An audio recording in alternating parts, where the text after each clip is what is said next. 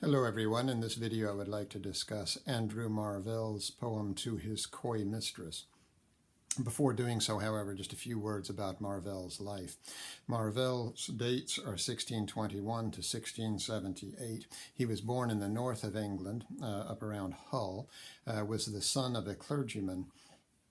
He attended Cambridge University, but though perhaps in part because he appears to have had a brief conversion to Roman Catholicism at Cambridge, he left without taking a degree. Rather crucially, during the decisive years of the Civil War during the 1640s, Marvell was out of the country, was traveling on the continent, and so therefore was not didn't apparently have to declare his sympathies on one side of that conflict or the other. We do know that in 1649 or thereabouts, and that, well, we should say in the late 1640s at any rate, he wrote some dedicatory verses to Lovelace's Lucasta, Lovelace being a die-hard royalist, so perhaps he had royalist sympathies at that period, though very early in the following decade, around 1650, he has a poem about Cromwell, who was the chief parliamentary general and who was essentially the head of England during the interregnum. He has some verses in which he praises Cromwell. So it's very difficult to know exactly where his sympathies lay at this time. In the 1650s, late 1650s, during the 1650s, I should say, he served as the tutor to the tutor for the daughter of Lord Fairfax, who is one of the generals on the parliamentary side during the Civil War. So that again indicates some sympathy for the parliamentary forces did serve towards the end of the 1650s under John Milton as the assistant to the Latin secretary for the Commonwealth. However, it's also the case that after 1660, at the restoration of Charles II, he apparently had enough influence with the new monarch, with the new regime, to intervene on behalf of John Milton, who was imprisoned, and argue for his release.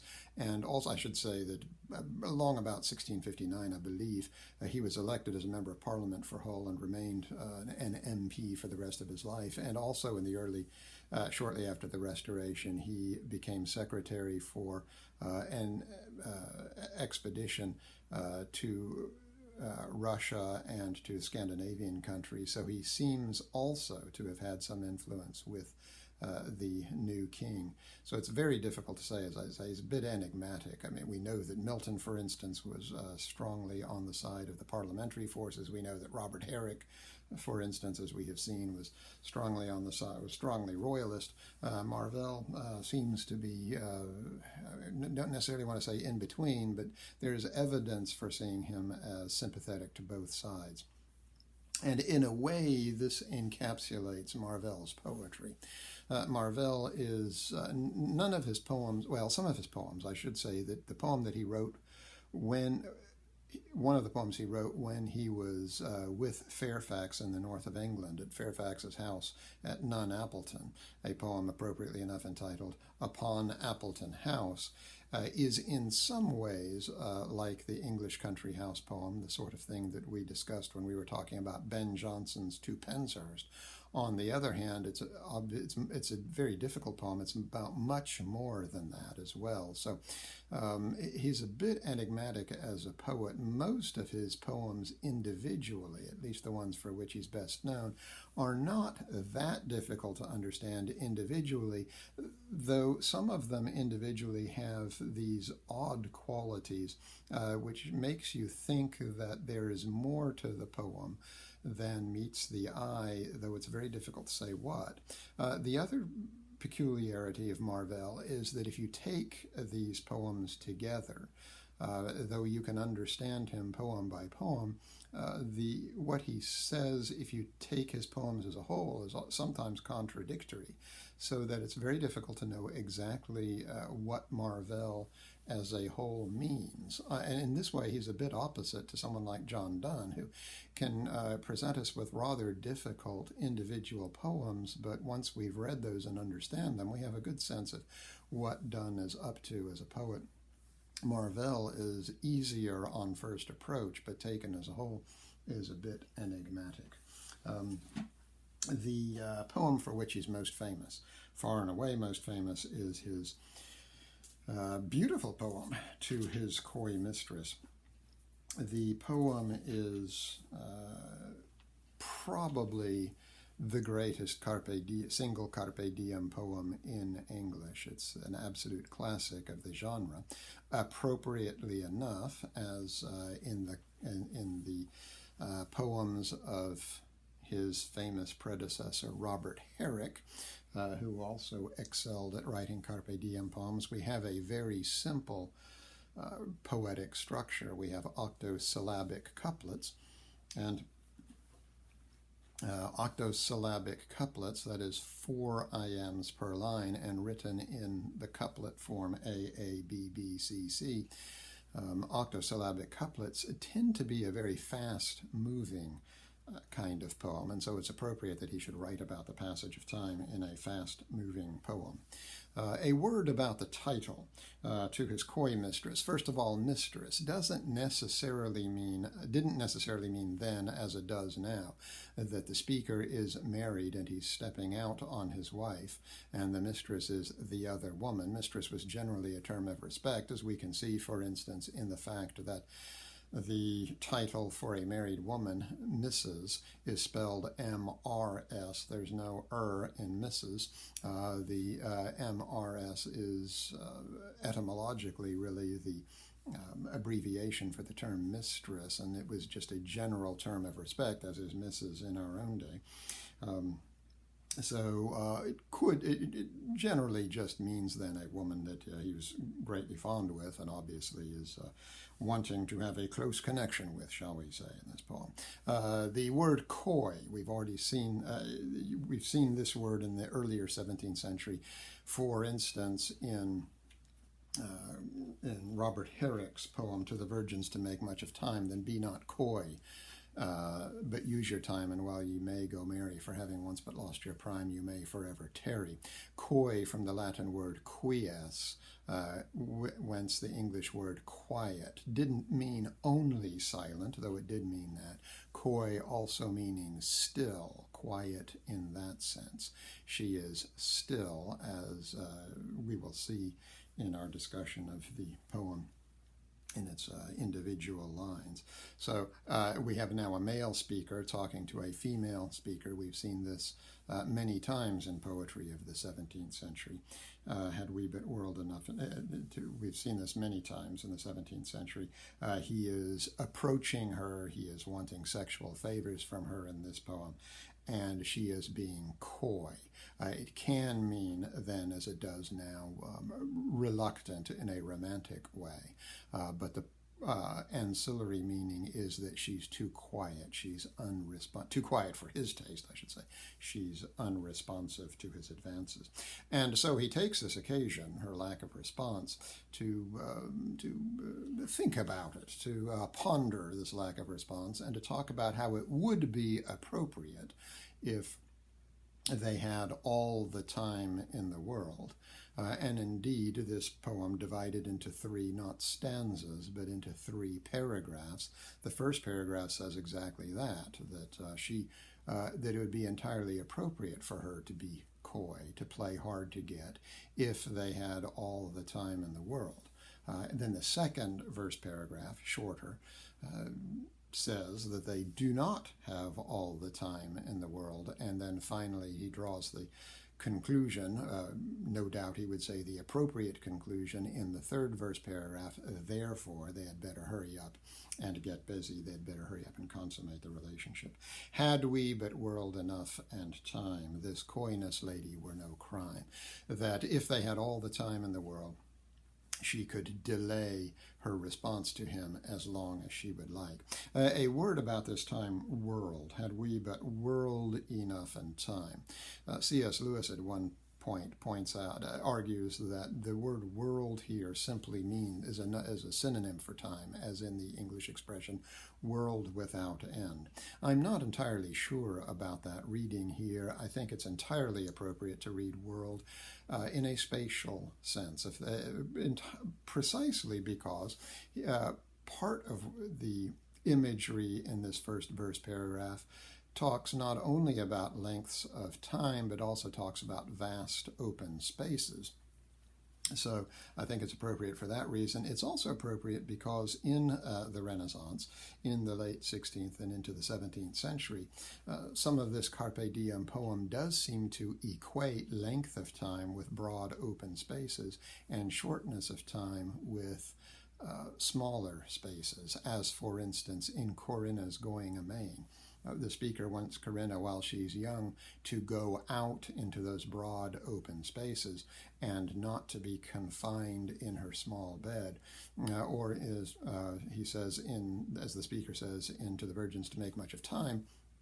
It's also the case that that the virgins should go out into the open and gather flowers while they can, because if they don't hurry up and do so, they will eventually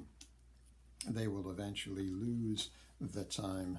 They will eventually lose the time that they have, and they may forever tarry. They will have to stop, and they will no longer have all the space that they want. That Robert Herrick is very often casting this notion about time in terms of space, using a spatial metaphor. When he's talking about people in their youth, he often describes it as having broad, open freedom to move about in space. And when he talks about people as being old and approaching death, he talks about it as a foreshortening of space. The same thing is true in those two very fine poems that one finds near the end of the Complete Angler, written in the late 16th century. By Andrew Marvell. In the Complete Angler, called The Milkmaid's Song, not Andrew Marvell, Christopher Marlowe. In the Complete Angler, called The Milkmaid's Song, Christopher Marlowe, the passionate shepherd to his love. And here, once again, we have a man addressing a woman who is reluctant and asking her to come live with him and be his love. Come live with me and be my love, and we will all the pleasures prove that valleys, groves, or hills, or fields, or woods, or steepy mountains yields. That's the beginning of the male speaker's enticement of the female, and once again the idea is that they will have all the wide open spaces available to them. And in Sir Walter Raleigh's poem, The Nymph's Reply to the Shepherd, she points out that she is going to refuse his blandishments. She is not going to give in to him. And one of the reasons is because she thinks he takes too little care for time. He is not concerned with the passage of time, because as time goes on, people no longer have these wide open spaces to enjoy. So Raleigh's poem begins, this is the Nymph's Reply, begins, if all the world in love were, the beginning of the second stanza, time drives the flocks from field to fold. Yes, in springtime and summer, it's perfectly appropriate to be out there with the flocks who are grazing all over the sides of the mountains in the broad pasture lands. But as winter comes on and the grass dies, all of that wide open space then becomes closed. The flocks are driven into the fold where they can be given the hay that has been harvested in the autumn, and they are kept close together, and it's no longer a question of enjoying the wide open spaces. So I think that Marvell's poem, it's entirely appropriate to read that first line as having all the space in the world and having all the time in the world. Had we but world enough and time, this coyness, lady, were no crime. We would sit down and think which way to walk and pass our long love's day. So if they had all the time in the world, they wouldn't have to do anything. She wouldn't have to do anything in response to his invitation. They could just sit down and think about what they would do. Thou by the Indian Ganges side shouldst rubies find. So she could be way over on the other side of the world in the Ganges, next to the Ganges River in India. collecting rubies, and he would be on the other side of the world in the cold northern part of England. He would, by the side of Humber, he would complain. But appropriately enough, they're both by the sides of rivers, and rivers, traditionally, in literature and philosophy, are emblems of the passage of time. I would love you 10 years before the flood. So the flood here, Noah's flood, essentially happening at the beginning of time, way back at the beginning of Genesis. So he would start loving her way back at the beginning of time, and you should, if you refuse, if you please, refuse till the conversion of the Jews. So she would be able to refuse until the end of time, because time doesn't pass, and therefore he could always hold out hope for the future.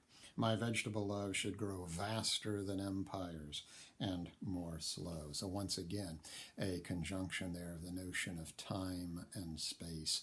The slow passage of time reflected in these vast sizes he's talking about. How long is an age? The age of empires, or the age of faith, or the age of reason? We're talking about centuries, if not millennia here.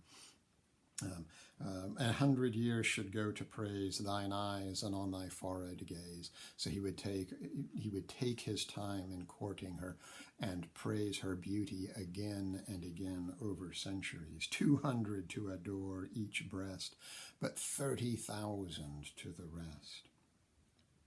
An age at least to every part, and the last age should show your heart. So he would take his time courting her slowly and respectfully. No high-pressure salesmanship here. And, as he says at the end of that stanza, the reason for that is that he owes her an infinite amount of respect. For, lady, you deserve this state, nor would I love at lower rate. That's what she deserves. Respect for her dictates that that's how he should treat her. But, he says, in the strong transitional word which marks the beginning of the second verse paragraph, but it's not the case that we have all the time in the world. Time moves much more quickly than that.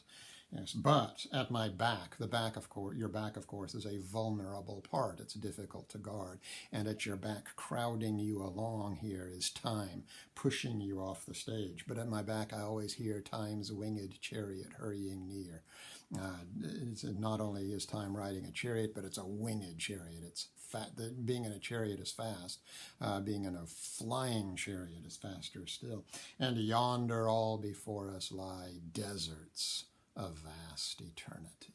A word about that image. Again, it's a desert, a vast desert, wide open spaces, right? Eternity.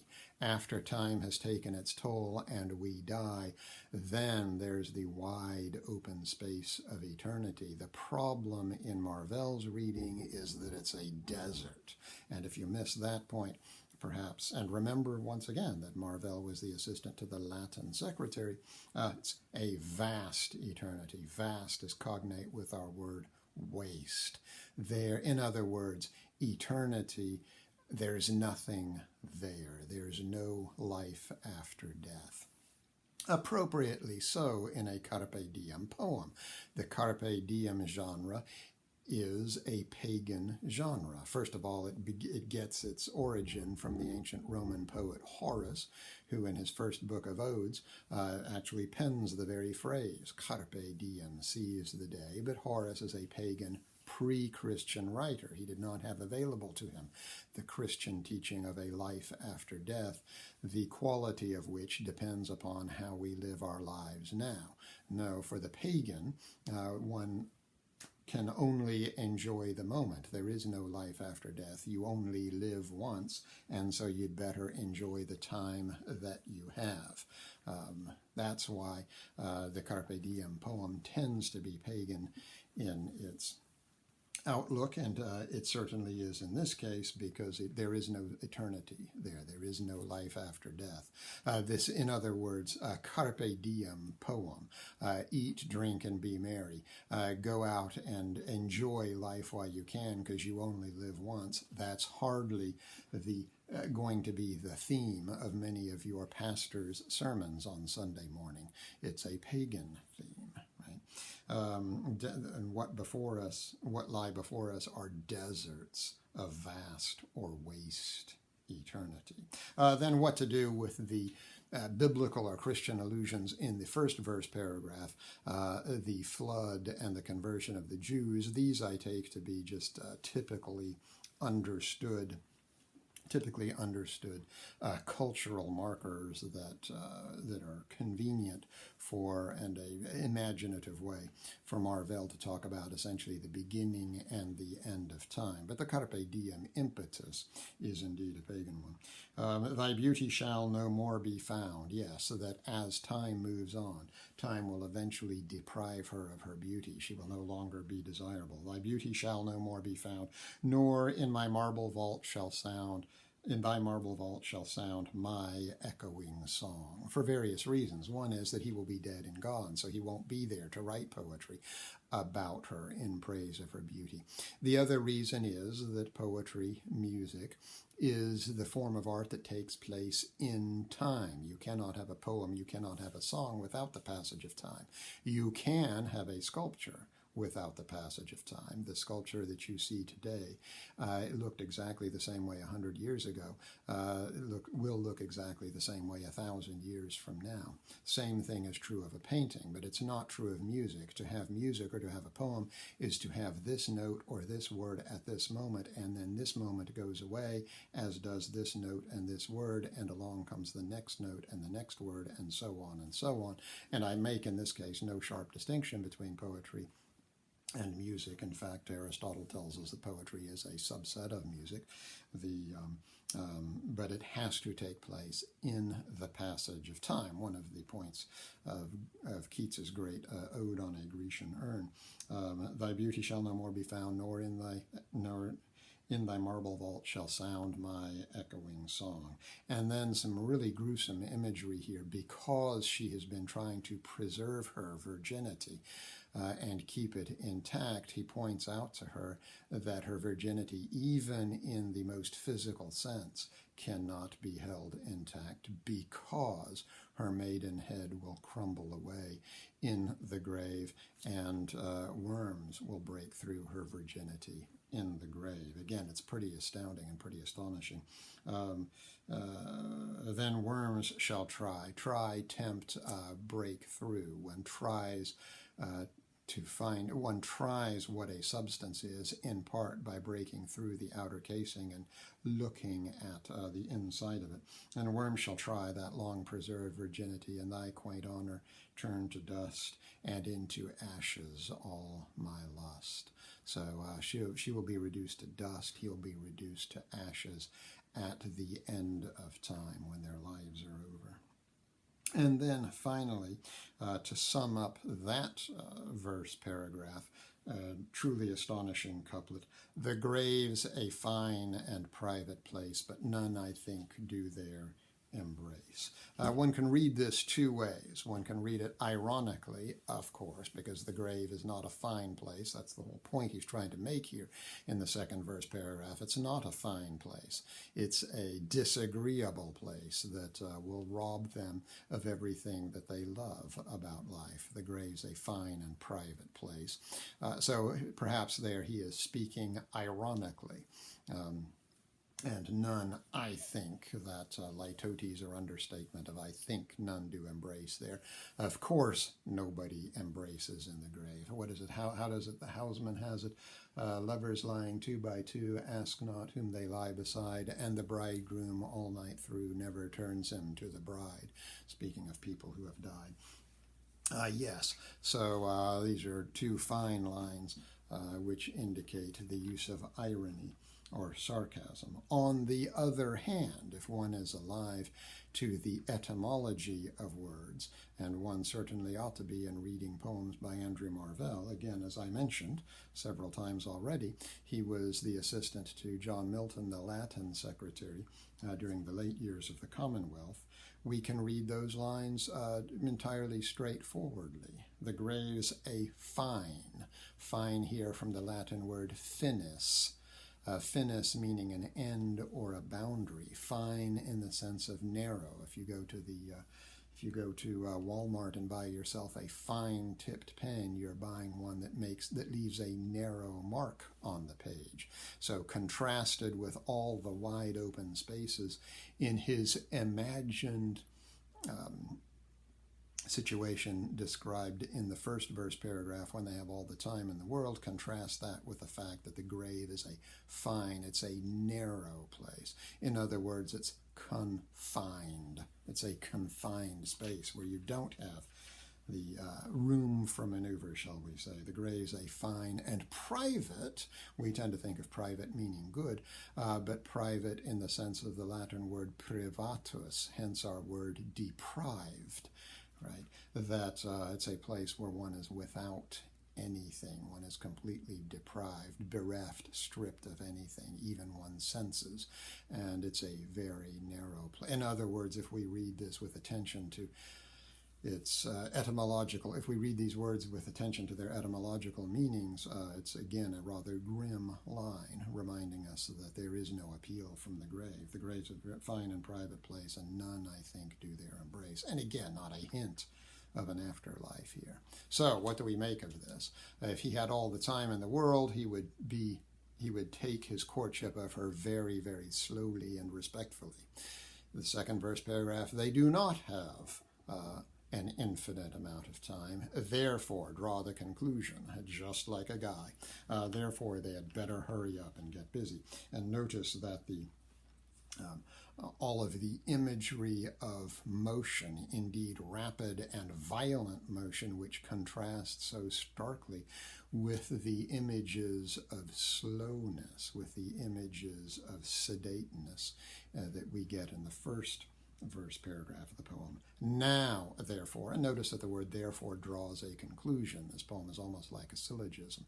First, one premise in the first verse paragraph, a second premise in the second verse paragraph, and then draws the conclusion there. Now, therefore, and notice too the incessant use of the word now, emphasized. It's a stressed syllable at the beginning of these lines that, since they're iambic, should not be stressed. But the fact that he does stress them with the monosyllable now gives us sort of an urgent beating of a bell, reminding us that time is moving on. Now, we have to seize the moment while we can.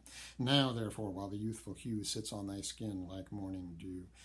By the way, that word is disputed. I think the first printed edition has lieu, which barely makes sense. Dew seems to make more sense. Are we authorized to make that change? We don't have Marvell's manuscript in front of us. So did the printer make an error there that we should correct, or did the printer faithfully transcribe what Marvell has written there? It's difficult to say. Another suggestion, by the way, is glue. Lieu could possibly mean warmth here, but it's a very, very rare word. Now, therefore, while the youthful hue sits on thy skin like morning dew or dew, and while thy willing soul transpires at every pore with instant fires. Yes, you're young and you feel the heat of emotions. You've got hormones too, which are urging your body to give in to me. Now, let's go ahead and do it. And now let us sport us while we may. And now, like amorous birds of prey, rather at once our time devour than languish in his slow chapped power. So he suggests that they go ahead and seize their time and consume it before time consumes them. Let us roll our strength and all our sweetness up into one ball and tear our pleasures with rough strife, thorough the iron gates of life. So again, this emphasis on predatory actions, this tearing of life and so on, sporting, this kind of thing, these images of almost a violent motion here.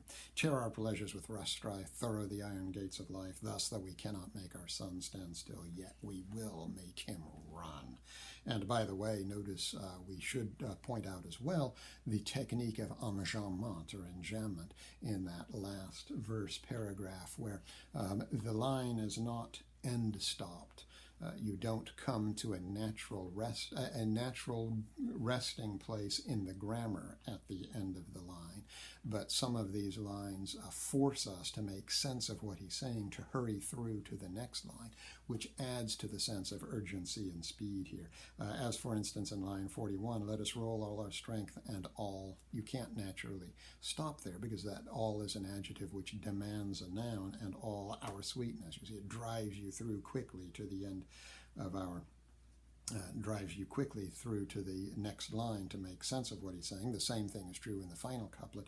Thus, though we cannot make our son, it's not a natural place to stop there because you end with the subject. You want the verb to make sense of that subject. Thus, though we cannot make our son stand still. So you have to rush on to the next line in order to make sense of the previous lines. It's wonderful use of technique there, wonderful use of sound, as Marvell provides us just an absolutely magnificent statement of the carpe diem theme. No greater statement of it in the English language, I think. It's just an amazing poetic feat. And it is one that sums up so much of Marvell's gifts. There is the beautiful imagery that runs throughout the poem. There's the very nice, masterful control of the rhythm of the poem. There is the use of vocabulary, particularly in its etymological sense. All of these taken together show Marvell to be a supremely fine poetic craftsman in the English language.